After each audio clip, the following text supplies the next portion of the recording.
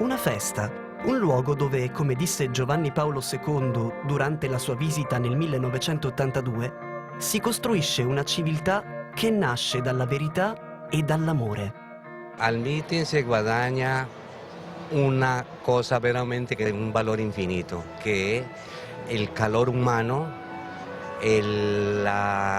l'armonia, la familiarità che esiste dentro del meeting di tutti noi qua. Vorrei trovare un altro senso di amicizia diversa qui. Io ho fatto una domanda da solo e dico perché tutta questa gente per venire qua, per cosa?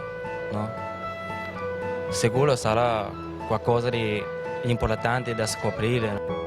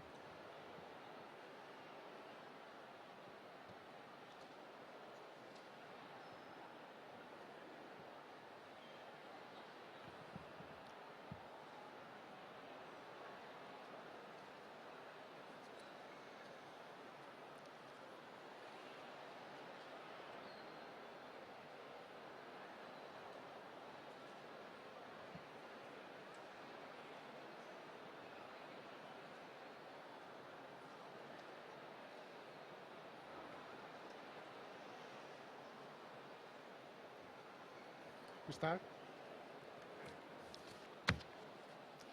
Buon pomeriggio. Good afternoon and welcome to this opening day of the meeting for Friendship Among Peoples, titled By Nature, Man is in Relation with the Infinite, which comes from a famous expression from the religious sense by Don Giussani. I have no other title to be here sitting this afternoon next to John Waters, except for friendship with him and having children who love rock, who therefore transmitted something to me about this music, which is so appealing and strange.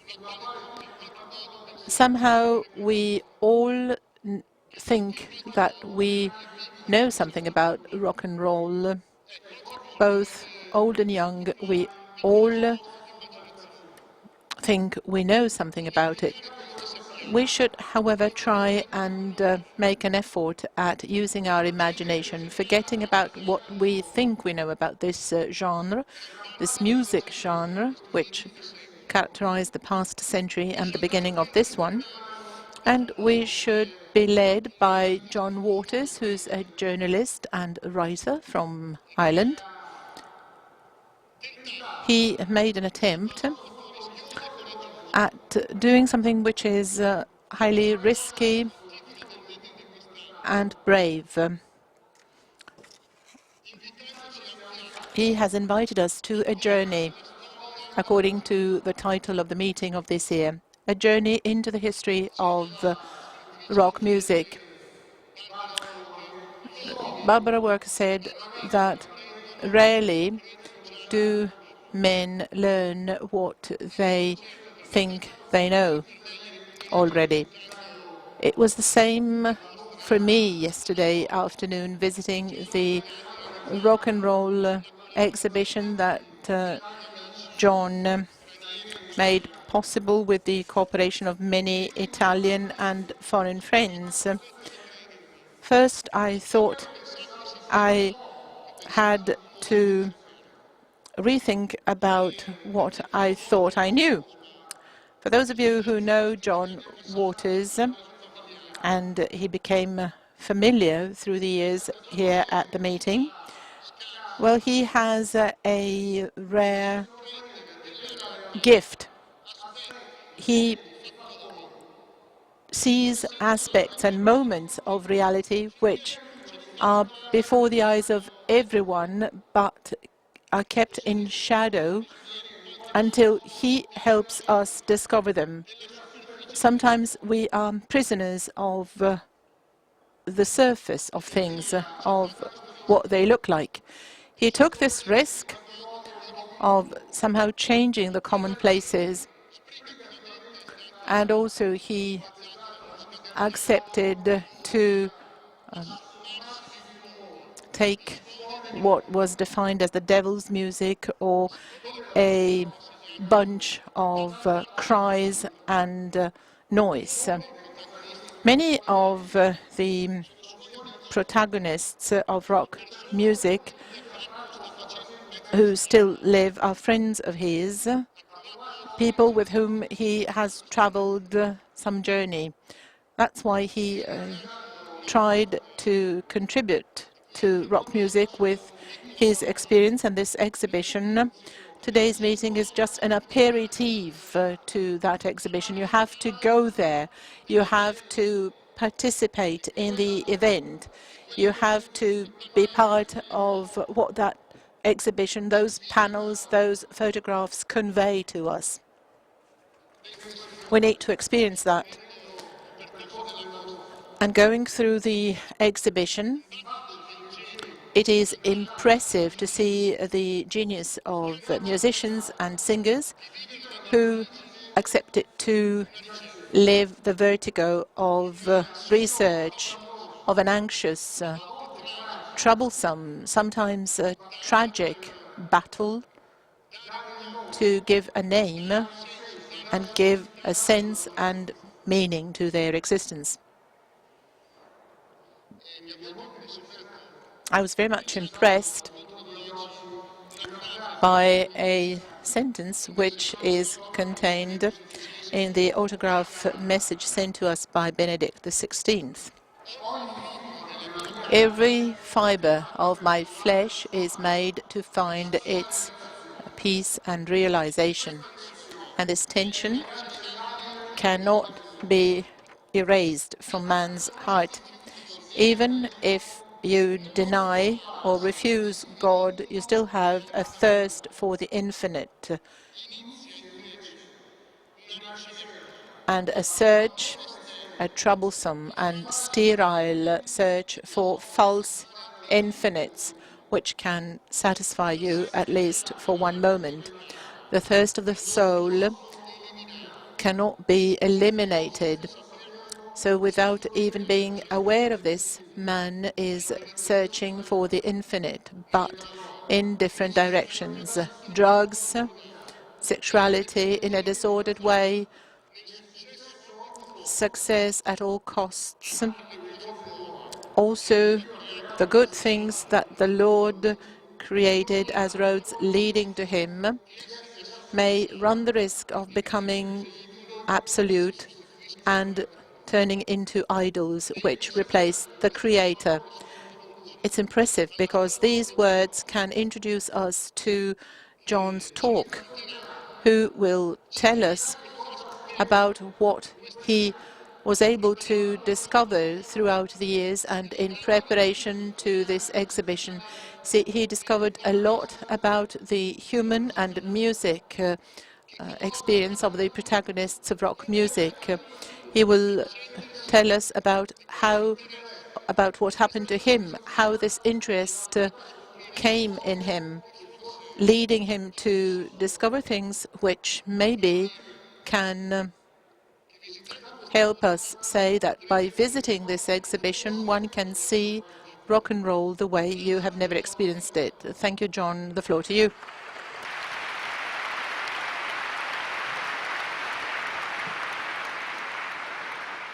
Thank you, Alberto.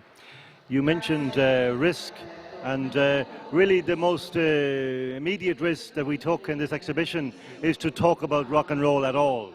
It's a very dangerous thing to do, to speak about this music, because it exists in a way to bypass the necessity for conventional words.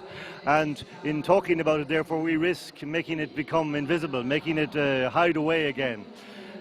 We risk seeming to intellectualize something that belongs not to the head, but to the heart, to the soul, to the gut.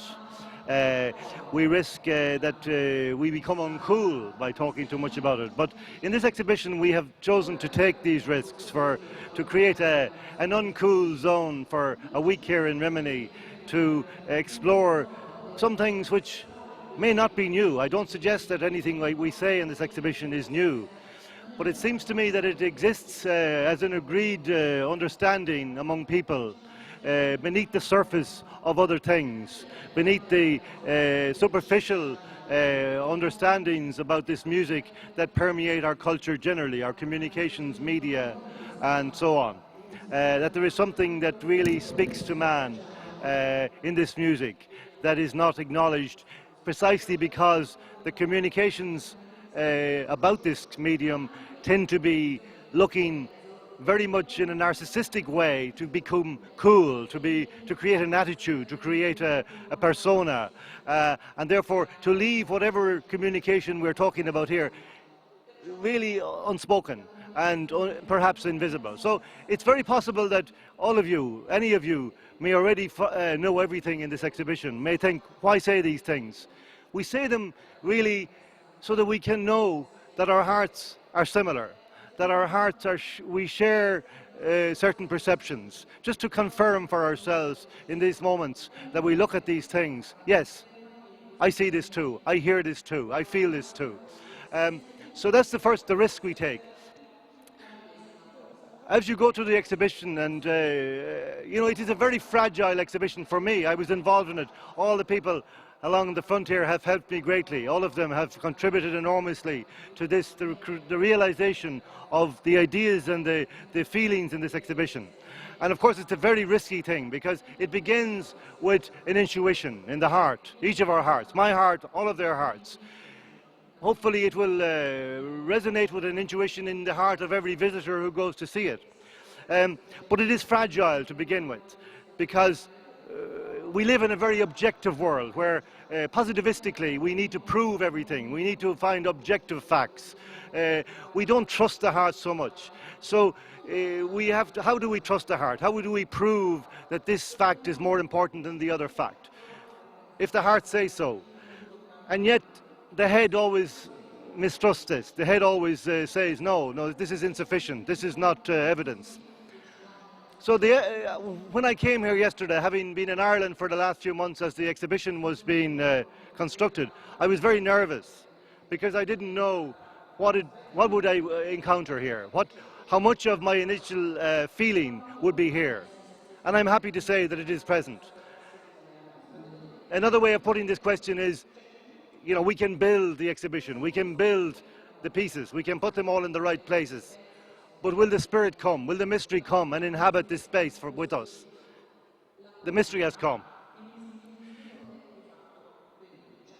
When you go to this exhibition, you will see many contrasting, conflicting things. And this is deliberate. The exhibition really seeks to shake up some of the superficial understandings that we have arrived at in our culture. For example, you will see evidence of a tradition. You will see a line through the exhibition. But you will also see that the tradition is not everything. That it does not begin with a tradition. Nothing begins with a tradition. This begins with a cry of the heart.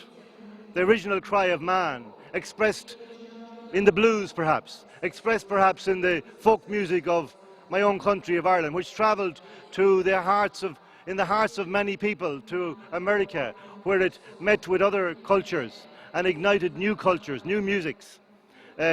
So the line of tradition is lightly drawn in the exhibition. The exhibition is perhaps educational, but not in this literal historical sense.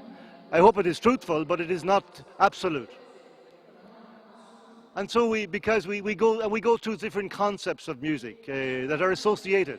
The rebel, the idea of what the rebel is, the idea of what the folk musician is. And we seek to really look at things anew. Because fundamentally, this is what it is. It is newness. It is a newness of expression each time, each moment that attracts us. Because having grown tired of the old one, having felt it no longer expresses our desire, we seek something new, not for the sake of novelty, but for the sake of truthfulness, because the old has become perhaps a cliche, the old has become misunderstood, the old has led to more misunderstandings than understandings. And this is in a way an aspect of rock and roll that is vitally important. I had a very wonderful experience this morning, just at the end of Mass, because the exhibition was opening at the same time. And a man came to me, whom I'd met before, who said that he had been to the exhibition this morning. And he mentioned at the very start there is an account of my own first experience of rock and roll, a song which perhaps none of you will have heard of, called Ride a White Swan by T-Rex, an English band who are not famous outside of England. But as a teenager, as a 17-year-old boy, I heard this song for the first time and I was stopped in my tracks by something. I don't know what, still don't know what. I heard something that I had never heard before. I heard something that I had never imagined before. It awoke some part of me that I didn't know existed in a way. And I wanted to pursue this. I wanted to hear more of this. I wanted to meet the musician, Mark Bolan, who had created this. What kind of man was he? What had he seen that recognized something in me already, even from a different country? And this man this morning said to me, you know, I have never heard this song. I don't know the band you talk about, but what you describe is my experience. A different song, a different country, but it is my experience. And this is the kind of thing I mean, that we have these intuitions, and more, you know, many things in the human heart, our cultures tell us they are eccentricities, they are unique. Ah, no, we don't know what you mean. We don't understand you. No, we tell you what is true. We tell you what is real. We tell you what is factual. We suppress the heart in you because your subjectivity, your individual perception of reality is not valuable. So to hear this was to me confirmation that something had translated from this experience, because it is vitally important that this becomes the experience of everybody. The content is really suggestive to say to you who know a little of this music or a lot, or indeed of any music, or of life in general, to see something in this that you recognize. Rock and roll really, it is part of the condition of the music, that it comes to us in a package in which the superficialities really are uppermost, are most visible, obviously. But so we see the business, we see the commerce, we hear the noise, we see the lights, we see the narcissism, the egomania of the artist, apparently. We hear about the drugs and the drink, the abuse of sexuality, all of these things, the money, the excess of everything, the excess of riches. We hear about the rock star who has destroyed himself or herself through alcohol or drugs. And there is a certain moralistic tale told about this in our culture. Ah, it's obvious, they lived too well, they lived too richly, they became too famous, they burned, they lived brightly but shortly, briefly. And what that intuition that I had when I heard that first song, when I began to think it through many years later, I recognized it as something really fundamental.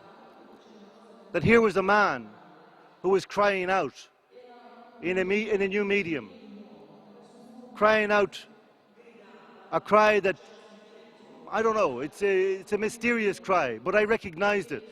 I cannot put words on it. This is the nature of it.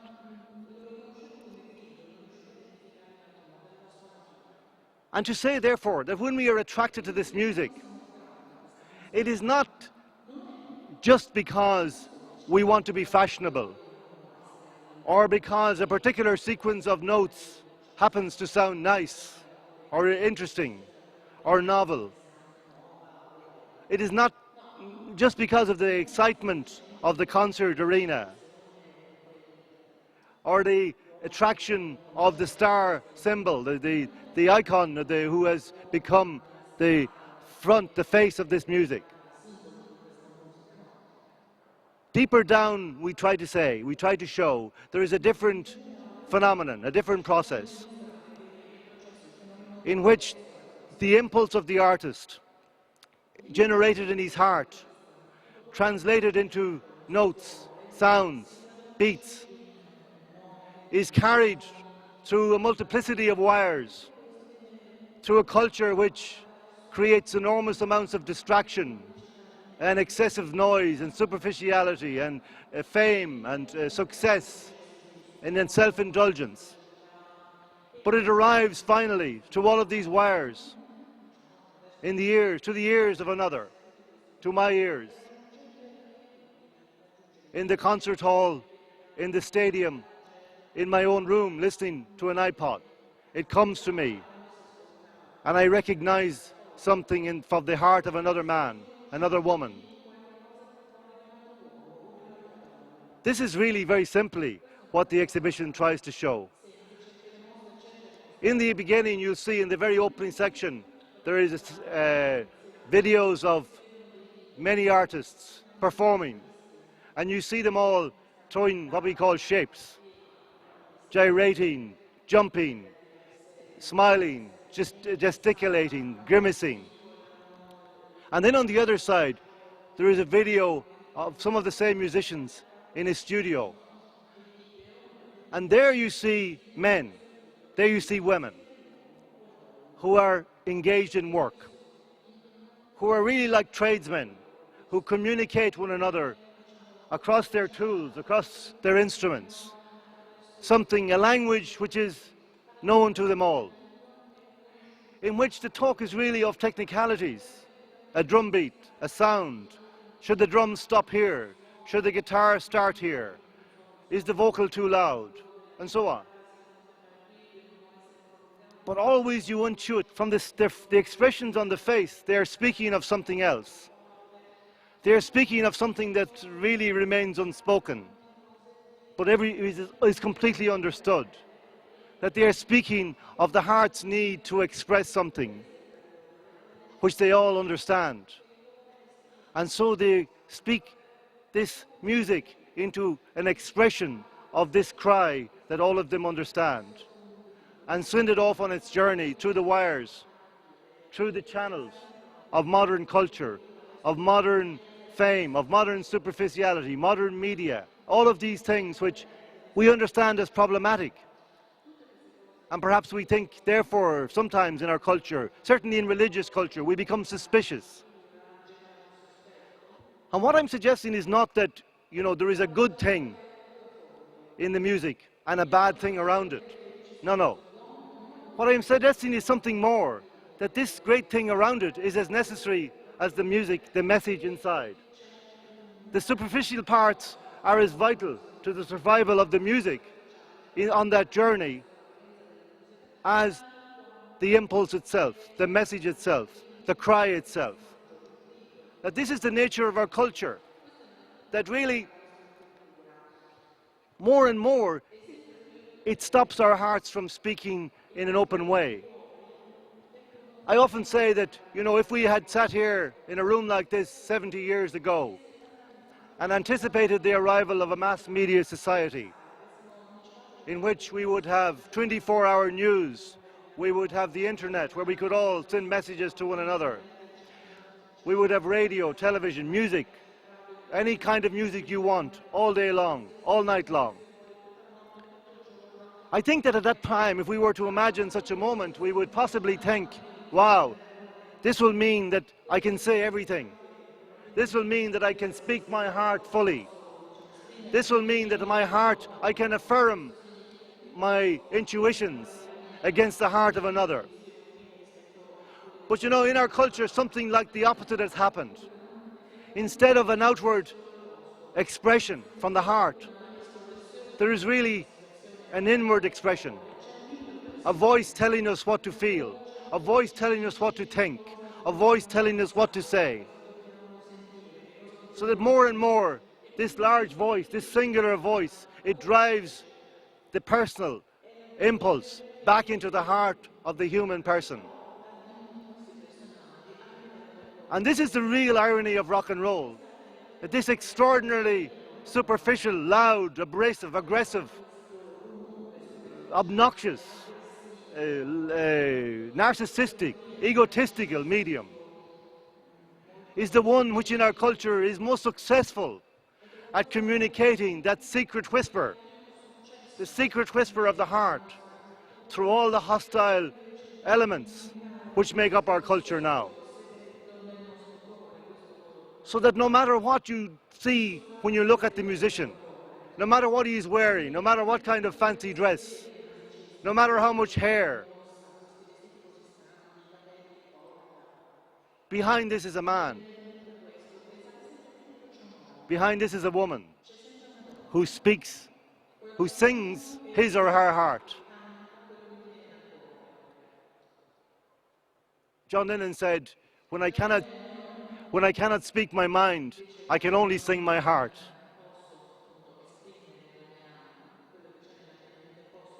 And this is really the message of the exhibition, to affirm. This is not a radical, new, original idea, but to say, yes, I see this. Do you see this? Another inspiration that I had very much in writing this, in becoming involved in this exhibition, was really a desire to answer a question. And this question was posed really rhetorically by the Pope, Pope Benedict XVI, many years ago, before he became Pope. And when he was elected Pope, of course, many journalists in this culture that I speak about went back through his statements and his articles over the years as Cardinal Ratzinger. And they came upon one about rock and roll, in which he expressed a very skeptical and indeed a hostile impression of this music. An impression which really resonates with the caricature of the devil's music. And he said something which is really true, partly true. It is true in as far as it goes. That this music appeals to the basest instinct of man, in a sense to the lower regions of man, but avoids the upper elements of man. And I knew what he meant, and I sympathized, and I would have said, yes, but. Yes, but. And in a way, this exhibition is the yes, but. It is saying to the Pope, come and see. There is more. There is more here than you have seen. And I understand why you haven't seen it, because, you know, every time, the way that music is dealt with, this music is dealt with in our culture. You know, when you see a movie, an American movie, where there is a rock and roll band, always this band is a really bad band. And they all have long blonde hair and leather trousers. And they always throw television sets out the window. But this is a part of the superficiality, part of this packaging that I talk about. And I wanted to say to the Holy Father, yes, come and see. There is more. And then finally, there was one particular quotation which really moved me when I read it a good few years ago. Because, you know, I'm a rock critic. I have been a rock critic myself, and I read a lot of criticism, and most of it I find deeply unsatisfying, because it is always about the superficialities. It is always about the packaging. But I was reading Mystery Train, a book by Grell Marcus, the American critic, a book about the pioneers of rock and roll, including Elvis Presley. And when I got to there was a paragraph about Elvis Presley, which really made me cry. Because Marcus was describing Elvis singing a song which you will know called I Can't Help Falling in Love with You. And Marcus said that when he saw Presley singing this song, he was struck by the idea that this man had a capacity for affection that was all but superhuman. Elvis Presley had a capacity for affection that was all but superhuman. Now imagine that this is what we see. Imagine that this is what we feel. Imagine that this is what we desire when we listen to this music. Not just notes that are interesting or novel or different or radical or loud or melodic even, but a capacity for affection that we share. Grazie.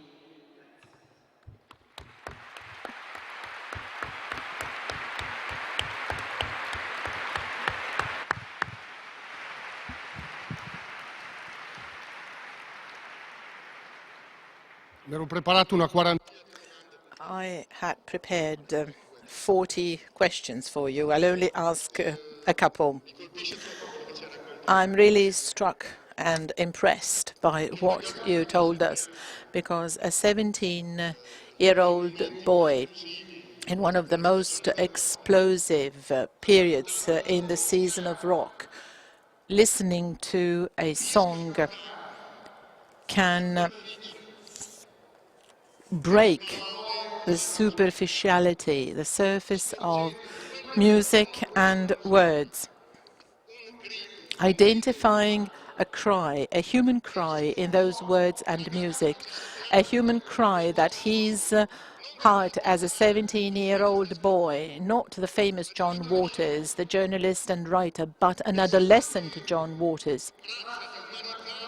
You know, think of the humanity and simplicity that you need to understand that cry and in a moment change all commonplaces. While you were speaking, I thought of another boy who 70 years ago did something similar. Rock music was not there yet, but in the library of his seminar there were books by Leopardi. and about at that age, 17, reading the cantos by Leopardi with the same attitude that John had when he understood that cry. That other boy discovered in Leopardi not the pessimistic writer, but the desire for the infinite. This would become Father Giussani.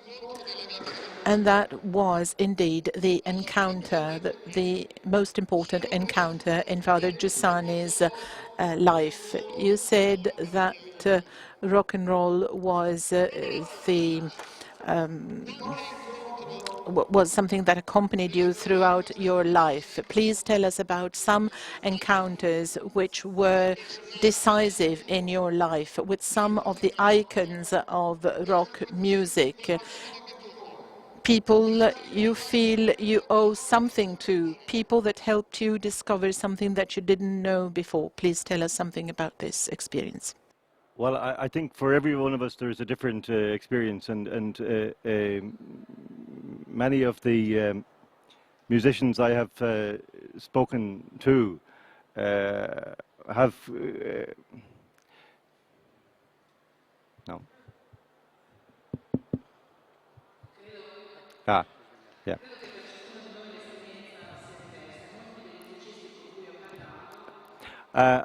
I have had many experiences along the way of growing in a certain understanding of the music, from encountering musicians, from listening to the bands. Very often you find that the musicians like to lay false trails because they are so conscious of being labelled in certain ways, of being reduced in this culture. Bob Dylan is a classic example. He constantly lays false trails which confuse the critics and also end up confusing the audience, but maybe not really, because each of us hears this in our hearts and realizes we understand in the language that he speaks. But I have had a number of personal encounters that one was with Bono of U2, because U2 had a really interesting journey in this respect, because they started off very much as a Christian band from Ireland. They were very naive in their expression of their faith in the beginning, naive in rock and roll terms. And in the first few albums, they really wore their heart on their sleeve, and they paraded their faith for the world to see, challenging really what was increasingly a secular medium and a very hostile, cynical press, particularly in Britain and indeed in Ireland. If you remember their album War, they rode around on horseback in the video with white flags, and this caused them to be laughed at by the rock and roll cognoscenti, the critics and so on. And then later they produced an album called Achtung Baby, where it was as if it was a different band to look at.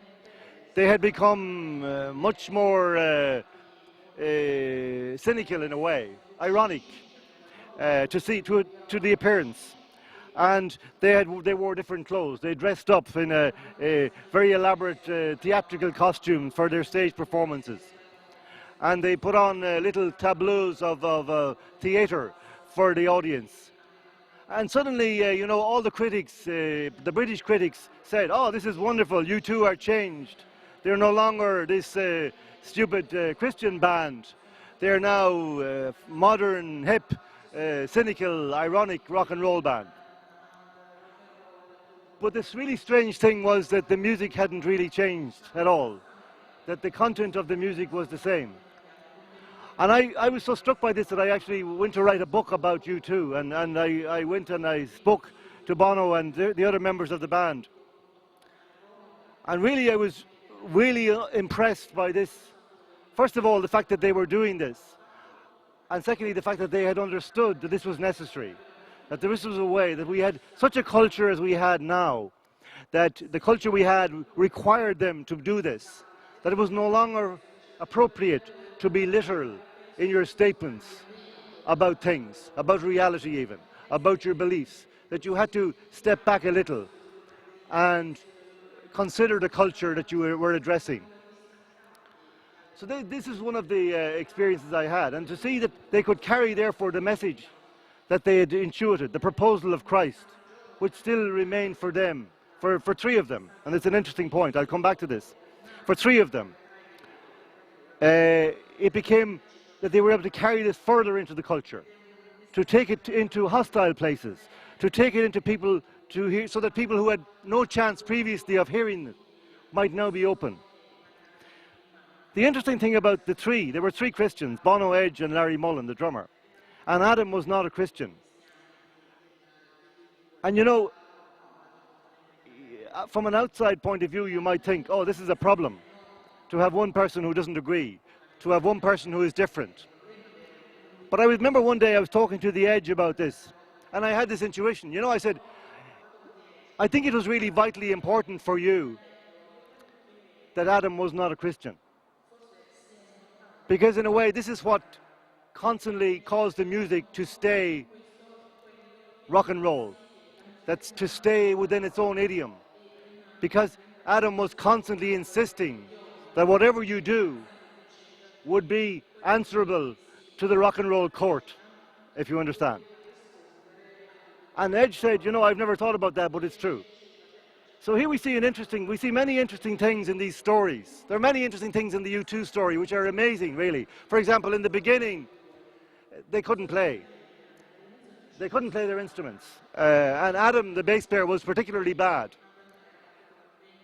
But they were friends already. They loved each other.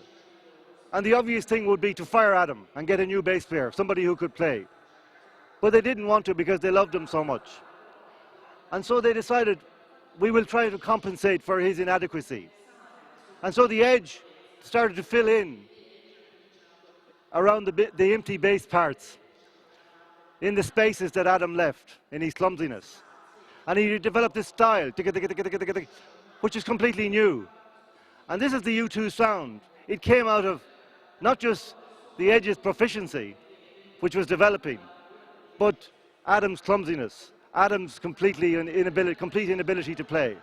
This to me was a really amazing story, to see something. You know, you said at the beginning, Alberto, that you're not an expert, but you know there are no experts, either in playing or listening. It is the heart that listens. It is the heart that plays.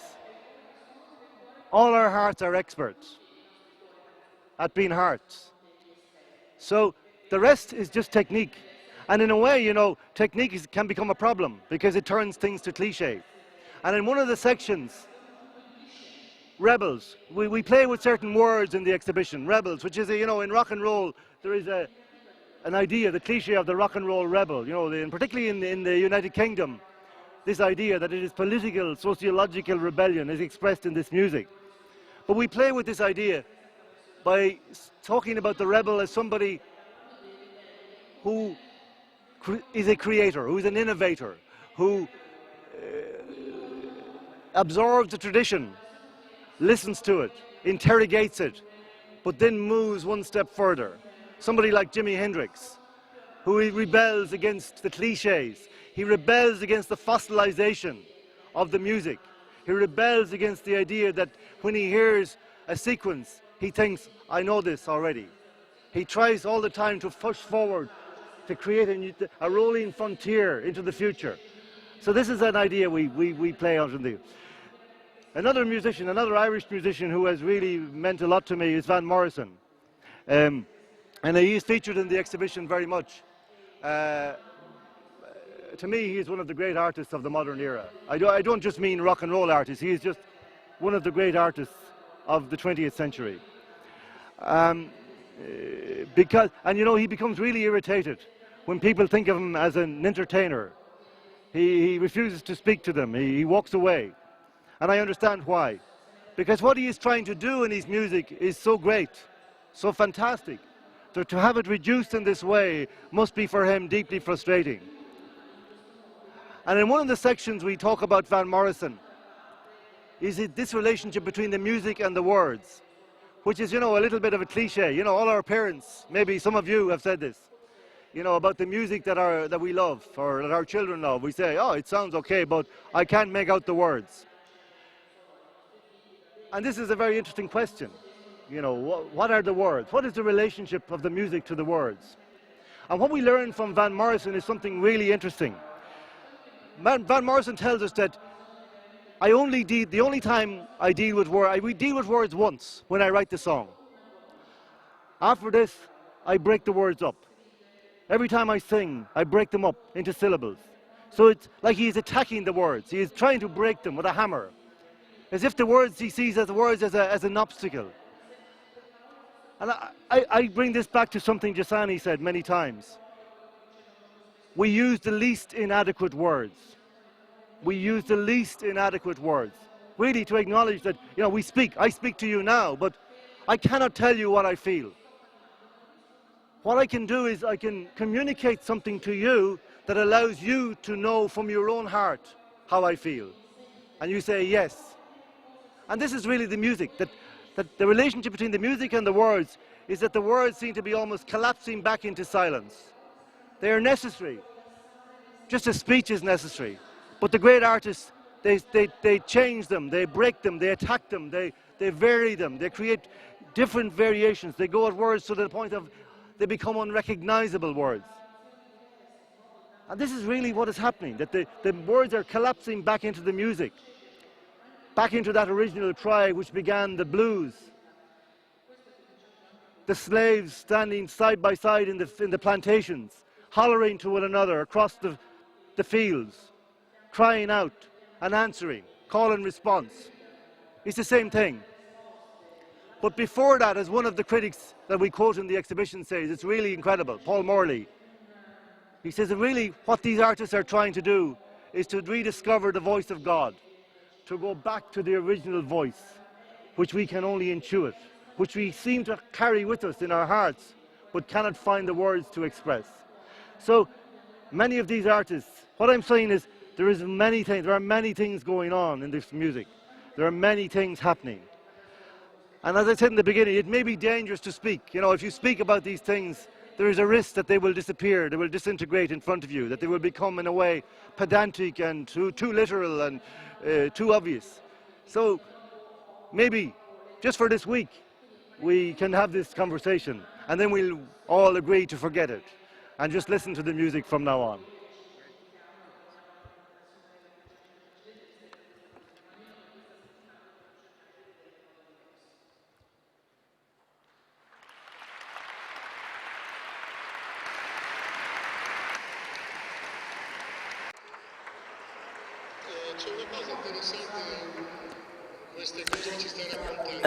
There's something interesting in what you're saying, which you can also see in the exhibition. To have that cry emerge, to understand the cry of men and women who use singing to express this cry, you don't have to eliminate the ambiguity or contradictions that emerge in rock music. In a recent interview, you stated that rock and roll allows for masks where the purity of intentions is concealed. And in another statement, you highlighted the contradictions of rock and roll. There's tension between the need for meaning and the price you have to pay to business, to the show business, to commerce, to being stars, protagonists, followed and adored by the fans. You know, how do you explain this dual ambiguity and contradictions within this phenomenon of rock and roll? Well, again, it's really that it's really a man dressed up as a clown, perhaps, as an actor, as a star. And sometimes we can be diverted by this, by the spectacularity of what we see. And that's interesting and entertaining and funny and so on. underneath there is this other thing, this cry for something that is fundamental and that is absolute, that is infinite.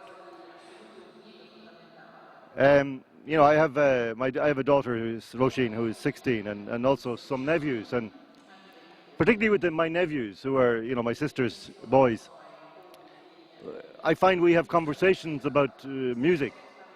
It's very. I think that more and more our culture seems to reduce generally the capacity for communications generation to generation. So the number of idioms that you can use to communicate with younger people, generally speaking, is becoming very much reduced. And I find music is something that we can always speak about.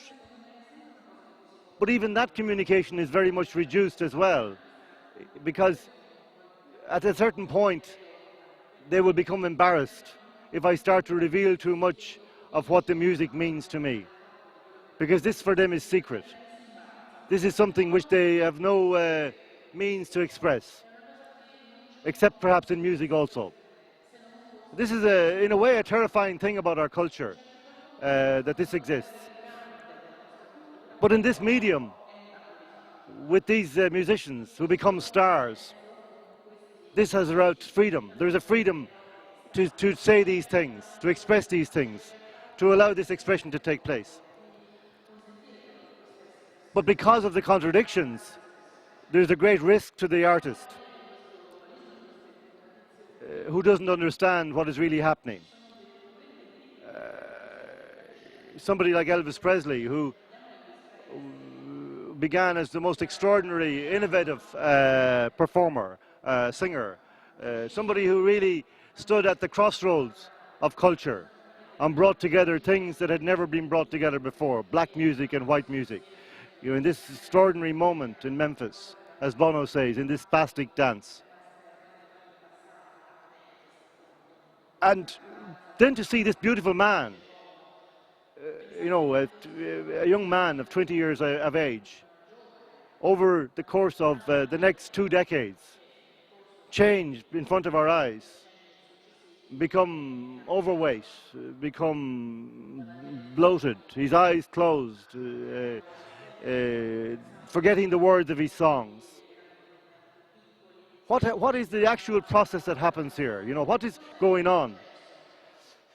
Is it, as they say, oh, well, he's a rock star, he would take drugs, wouldn't he? He's a rock star, he eats too much, so what?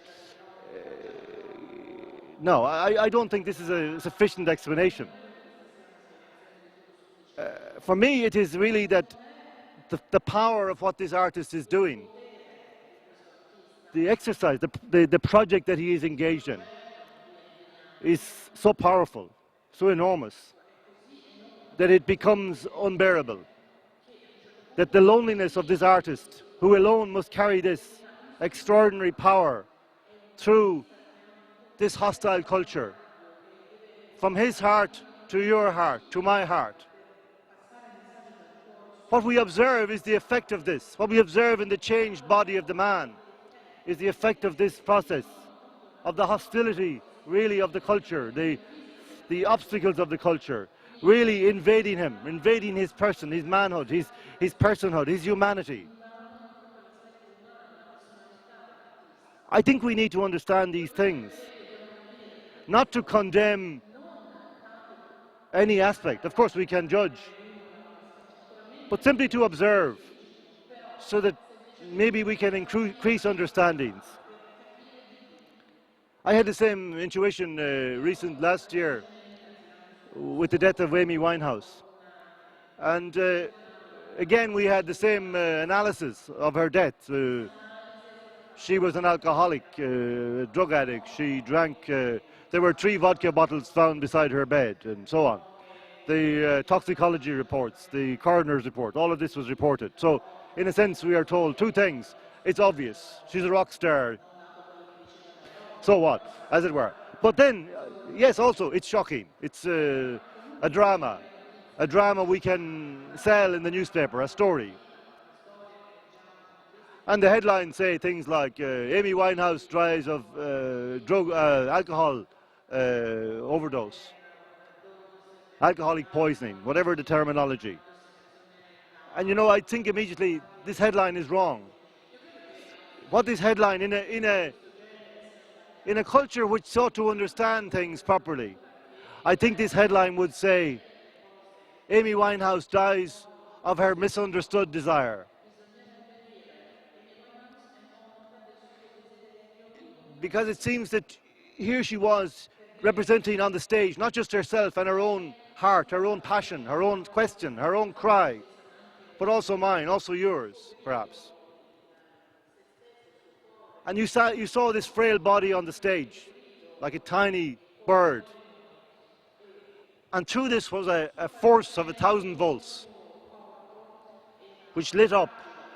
I compared it to the filament of a bulb made of tungsten, which the power goes through, and it lights brightly, precisely because it is fragile. And this is what I see with Amy Winehouse, that she was killed by the power of her own genius, of her own gift, rather. The gift, because she didn't understand what the gift was, really.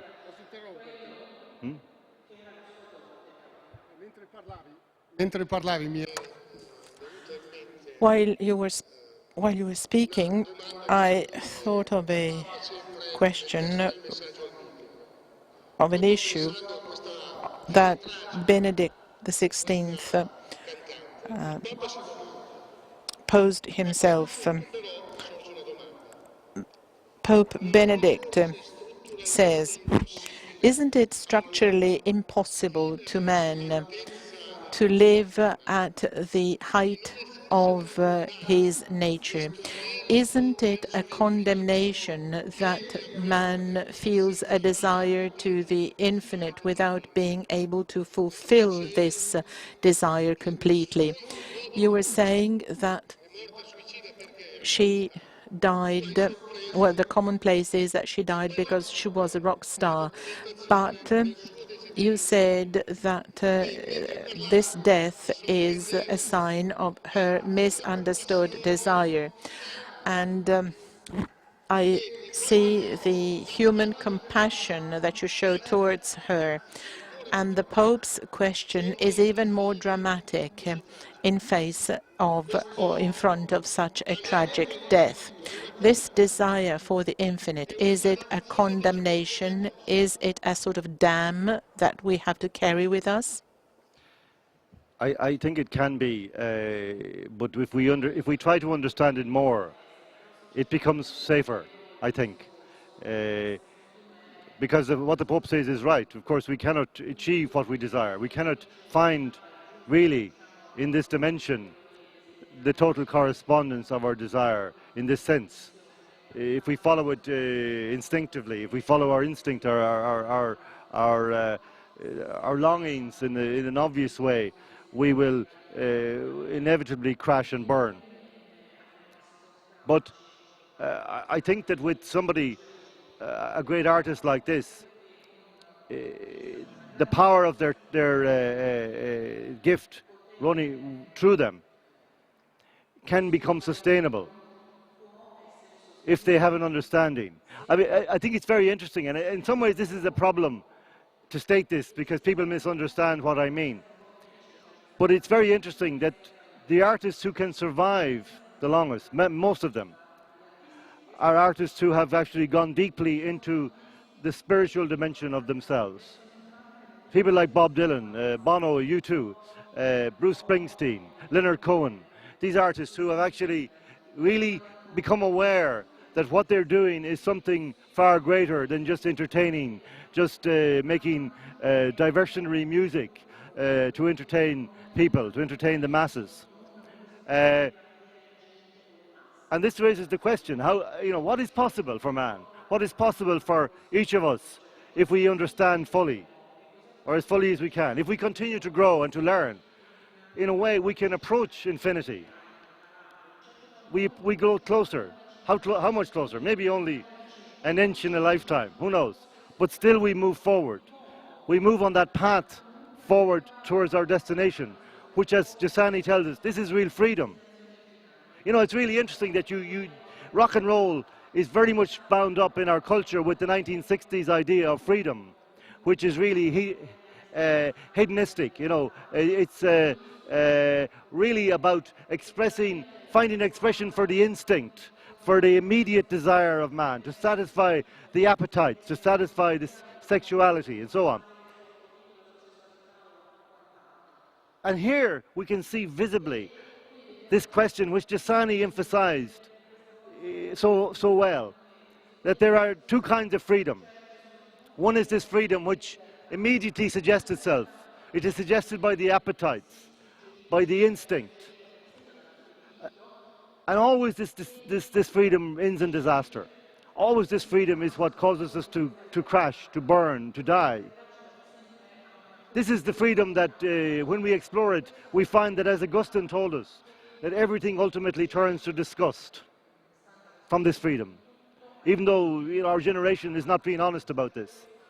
But then we see in these other artists who have really maybe intuited, maybe they haven't expressed it, but certainly somebody like Springsteen has expressed a Christian sensibility. So has Dylan, so has Bono, Leonard Cohen, that they have said, I see now. After years maybe of experiment, of trying, and say, and then they can actually do amazing things. They start to approach the flame. They start to really show us what is possible in this medium. And by showing us in this medium, they show us, those of us who can decode it, they show us what is possible in reality. So there are many things, I think, that in the story of this music, that there's a richness that is really vast, that reflects reality very, very closely. And in a way it magnifies reality, because the medium itself is so, in a certain sense, grotesque, in a certain sense, larger than life, in a certain sense, exaggerated, that we see these conditions blown up for us, expanded so that we can see closely, I see now. But it is vital that we have the understanding, the commentary, the interpretation, the knowledge that will allow us to decipher things and not be taken in by the reduction that is offered to us in the conventional culture. È molto interessante questa osservazione. What you're saying is really very interesting, starting from the theme of freedom. You mentioned Bono, Cohen, Dylan, and you said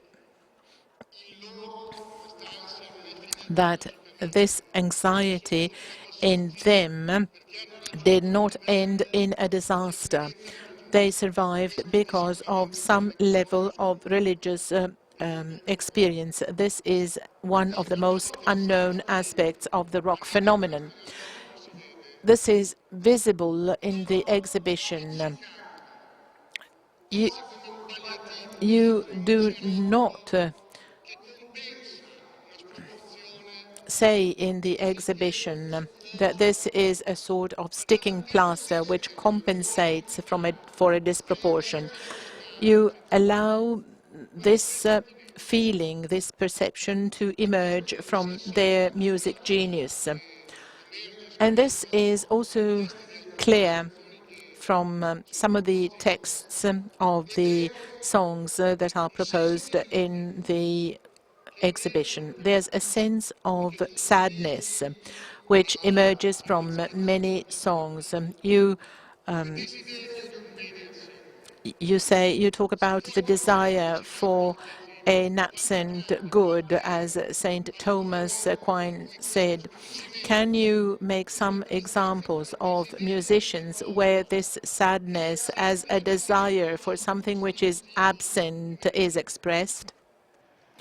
Yes, well, there's one song which we use, I won't say where because I don't want to, in a way, reveal everything in the exhibition, but one of the songs we use in the exhibition is a U2 song called So Cruel, which comes from Achtung Baby. And this is a really incredible song for me. I mean, there were many other songs we could have used in different places, 1,000 songs. But for me, this song was particularly interesting because, in a way, the title is conventional. It is a conventional rock and roll idiom, you know, to complain about a woman and the way she treats you. You know, this is going back to the blues. This is a very familiar refrain. You're so cruel. It resonates as well with an Elvis Presley song, Don't Be Cruel to a Heart That's True, which is a really beautiful idea. Don't be cruel to a heart that's true. And it seems to really gather up the tradition, gather up the history before taking us somewhere else. And really it addresses itself to the woman and really addresses itself fundamentally about what life is. And there were lines which are really in this song which seem to me almost to make the exhibition unnecessary because they're so clear.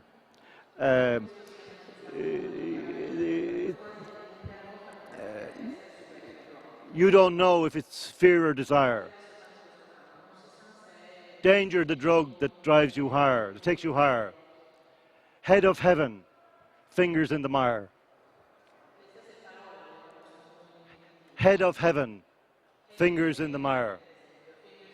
This is really, these words, this is the exhibition that this is what we try to say. That this is the extraordinary, this is in a way what I wanted to say to the Pope about this. That yes, he is right, the mire, the mud, the lowest part of man, yes. But also the head in heaven. There are two parts. And the other part is not, it's in the clouds. The clouds cover the head, in a way. They obscure the reality. Because this is the contradictions of the medium are such that it has both flesh and spirit. It really explores both the physical and the spiritual dimensions of man, without saying this, without admitting to it. And this is what we feel. This is, always remember, this is when your son listens, I believe, this is what he hears. This is what is happening to him. He understands himself in this way. It's a real problem that the culture doesn't allow us to talk about this. Maybe, I don't know, maybe not. Maybe the music wouldn't be as good if the culture understood. Maybe the music would become bland, uninteresting. Maybe it's because it has to fight this culture all the time, that the heart of the musician has to try so hard to say something in a different way, in a new way. So that's one example of a song. But there are many, many songs in the exhibition. You know, we have Coldplay, Mumford & Sons. These are really extraordinary bands to speak of these things, who are beginning actually to speak very openly about the most fundamental things after a period in which it wasn't really fashionable. Several bands are emerging right now who seem to be unafraid to speak about these things, relatively unafraid.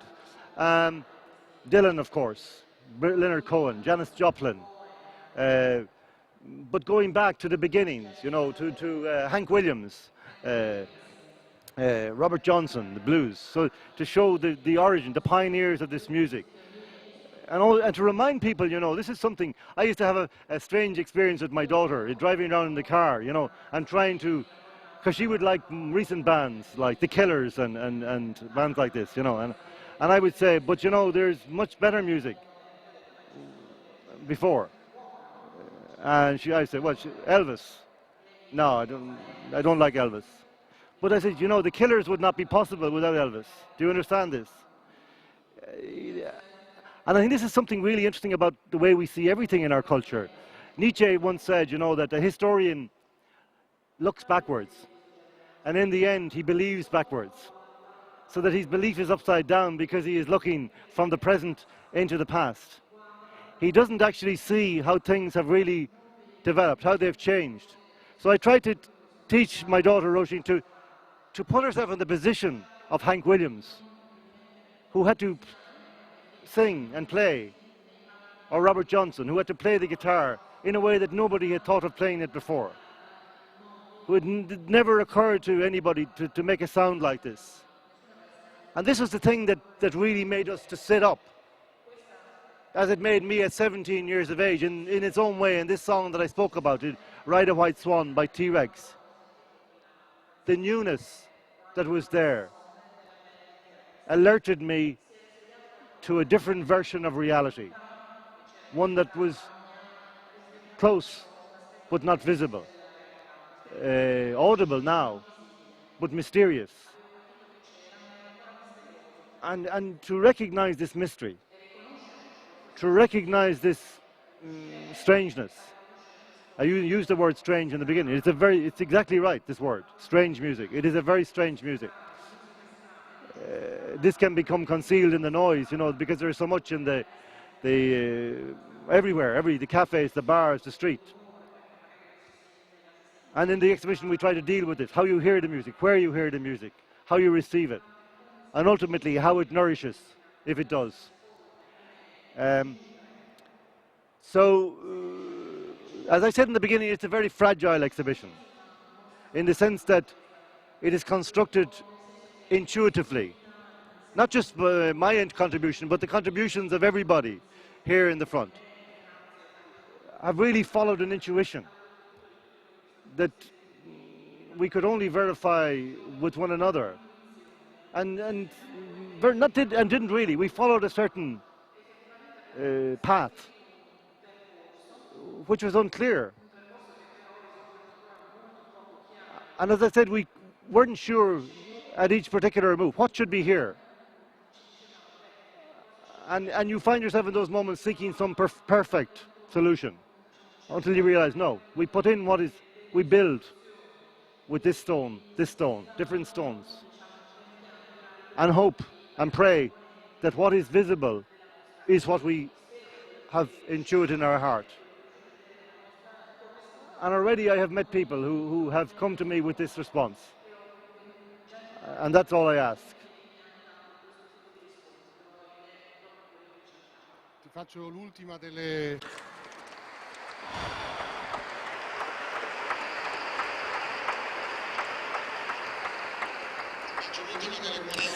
This is really the last one of the questions that I wanted to ask you. Really, I had 40 of them, but I will spare the others. During his journey to Germany, the Pope invited people to get out of the bunker of the false certainties and securities that we have created. It's a bunker where we breathe artificial air and see artificial light. You said that rock and roll and the contribution of this exhibition can help us somehow get out of this bunker where we have hidden ourselves. Can you explain why and how? Yeah, I really love this image that the Pope has given us in the Bundestag. It's such a fantastic understanding of exactly what we run into all the time in our culture. Constructed, not just walls and ceilings, but constructed walls and ceilings in language, in thought, in truth, as it were. You know, I think of the meeting really as a place outside the bunker, because it really, it first of all always tells us about the bunker in a way. It always describes the bunker. It makes us conscious of the bunker, makes it visible to us. And then it tells us there is another place. And you know, rock and roll is also doing this, that it is the music in a way, and especially in the way that it is treated on the radio and the newspapers and so on. It is a music of the bunker. It is, in a sense, the soundtrack of the bunker. But it is also a Trojan horse, if I can mix my metaphors. Because inside in this construction is the something precious, which is the cry of the heart of man, in the most modern form, addressing the most modern situations and realities. It seems unlikely, and I don't know if I would succeed in convincing the Pope. I love the Pope greatly. I think he is one of the great forces for truth in the world. And of course, you know, it might not be the best thing for him to start becoming a fan of the Rolling Stones or something.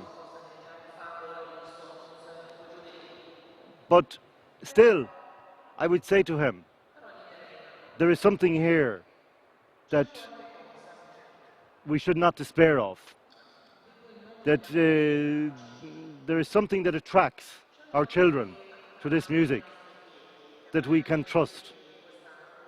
The risk is not as great as we may sometimes feel.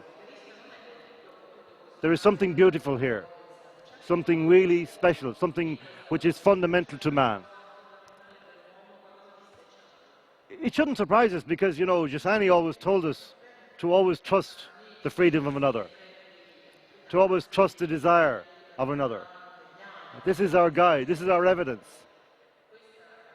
So I am not saying that all rock and roll music is great or that it does these things, but there is enough of it there to cause us to continue to hope that in this strange way, this flame of man's desiring is being kept alive inside this shell, which outwardly may appear to be garish and insubstantial and really banal.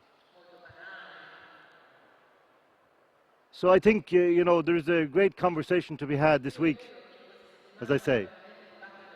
And then we forget the conversation and remember only the truth.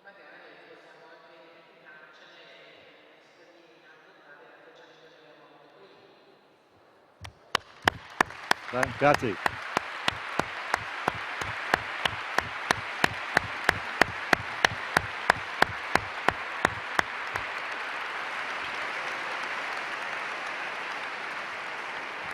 Dovete convenire che tutti desidereremmo essere.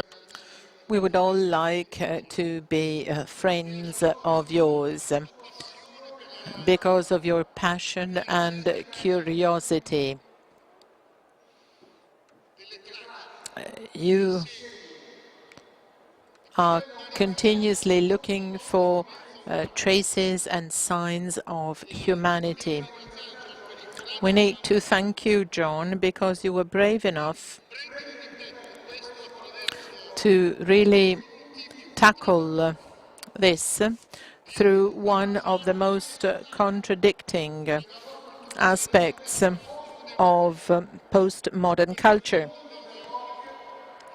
This world of rock and roll, which, as you can see, if approached by a simple, critical and open heart, speaks in a way we could not imagine, without condemning or absolving anyone, simply because of the trust you have talked about, this mutual trust in the freedom of each other, in human desire, which is more powerful, which is greater than any limit or contradiction, and is the biggest resource and asset that we have. And that brings us to the theme of this meeting.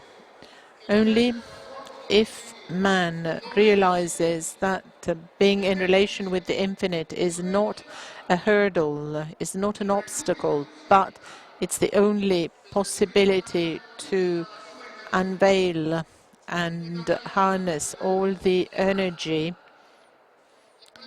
until that strange, unexpected level, where by using your fingers on a guitar you invent something new, something which was not there before, trying to give voice, shape and expression to what the entangled heart contains. This is a great asset, a great resource, a great opportunity. Not even the power of the media and the market, not even the mainstream ideas can change this or challenge this. It's something that grows and explodes, more powerful than any limit or resistance. Well, after seeing the exhibition yesterday, something came to my mind which Don Giussani said to the university students in 1995 here in Rimini. It's strange similarly to the music that John proposes us. Talking about young people and power, and talking about the world where they are fragile, Don Giussani says,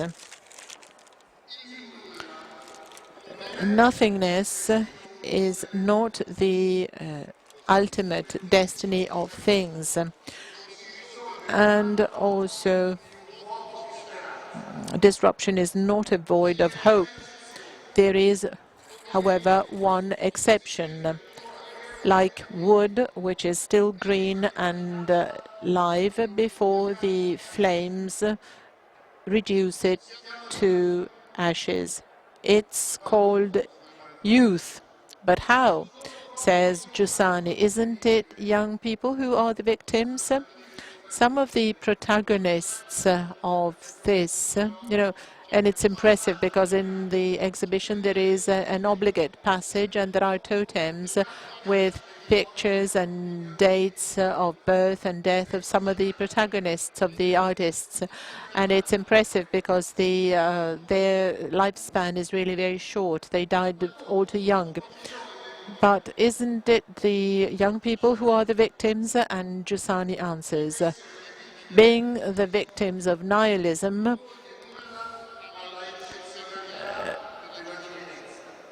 does not imply that the youth is something exceptional. If they are victims, they are an exception. They have a need. They experience needs even if everything is negative. A need concerning the answers to be given and the indications to be provided. They experience needs without being aware of them, without being informed of them, and without receiving hopes. The meeting this year, John's exhibition, the Pope's message, etc., are all ways to take us a step ahead in the discovery of unknown needs, which are sometimes tragic and painful. Someone has been the testimony of this, of a diversity, being fragile, in contradiction, undefended, a sinner like all. We still bring with us the signs of hope. Enjoy the exhibition. Thank you.